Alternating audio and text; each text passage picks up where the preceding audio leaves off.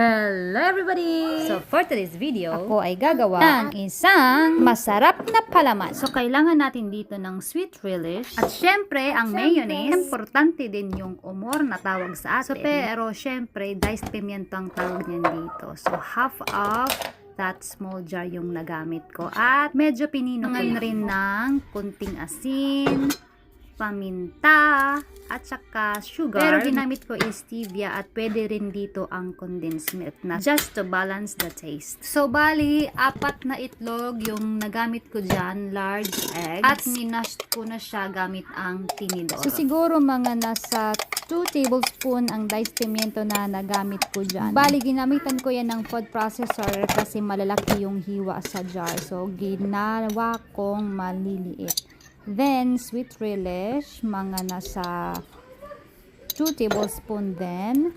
And then, mayonnaise is, it's up to you kung ilang tablespoon yung mga gamit mo dyan. Pero ako, ano lang,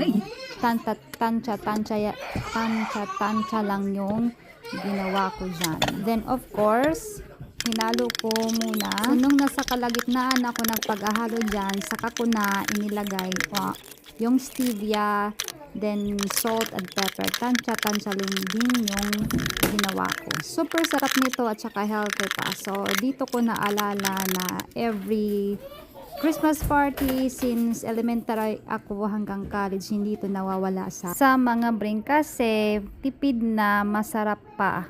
So, yun lang. Thank you for watching and have a great day everyone.